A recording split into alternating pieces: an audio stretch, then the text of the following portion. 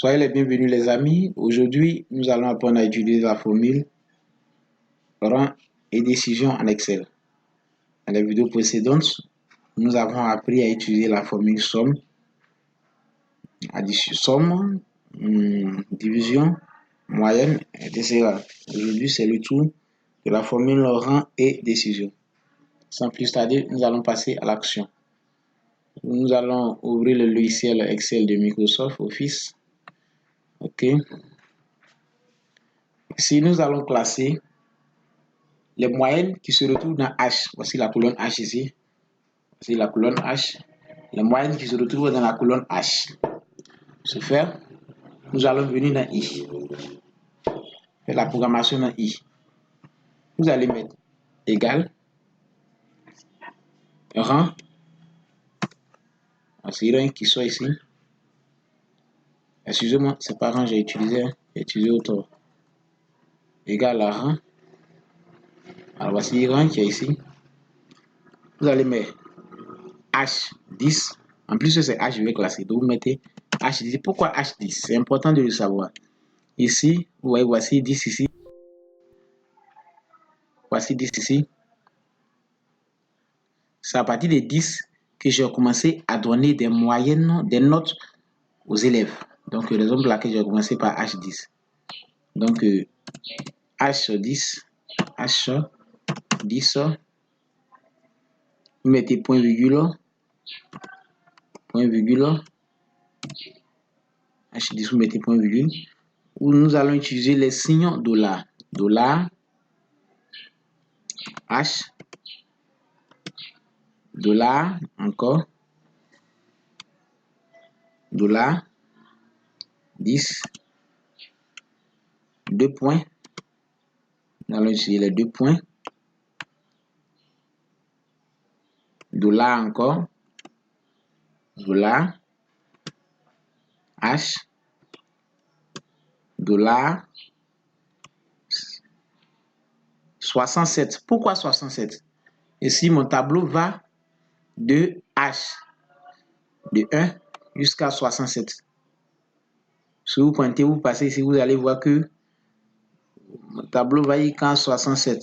Ok, donc raison pour laquelle j'utilise 67. 67. Maintenant, si c'était, comme c'est, je veux de 1, c'est-à-dire par ordre croissant, c'est-à-dire 1, du plus petit au plus grand, donc nous allons utiliser 0. Donc nous allons mettre point virgule 0 et vous fermez. Si c'était, je précise, du plus grand au plus petit, on allait mettre 1. Mais comme c'est du plus petit au plus grand, donc nous allons mettre 0. Et vous appuyez Entrée. Vous voyez, automatiquement, lui qui a 16 de moyenne, on te dit qu'il est 15e. Nous allons voir comment ça va donner. Nous allons copier la formule. Je copie ma formule, comme d'habitude. Alors nous verrons ce que ça a donné. Vous voyez, les 67 dont je vous parlais, voici les 67 ici. OK. Fait 67. Donc, nous allons voir ce que ça va. Vous voyez, donc, ça a classé du premier jusqu'au dernier. Vous voyez comment ça fonctionne. OK. Ça, c'était la formule rang. Nous allons passer à la formule décision. Dans la formule décision, c'est comme nous allons écrire de l'algorithme. Donc, nous allons poser une condition. C'est-à-dire, si. Donc, vous mettez égal. Et puis, vous écrivez si. Voici si qui soit ici. Vous prenez.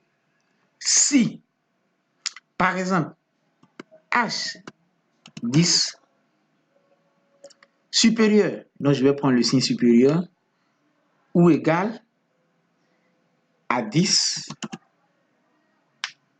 point virgule, nous allons utiliser ici les guillemets. Je précise, les guillemets sont très très importants.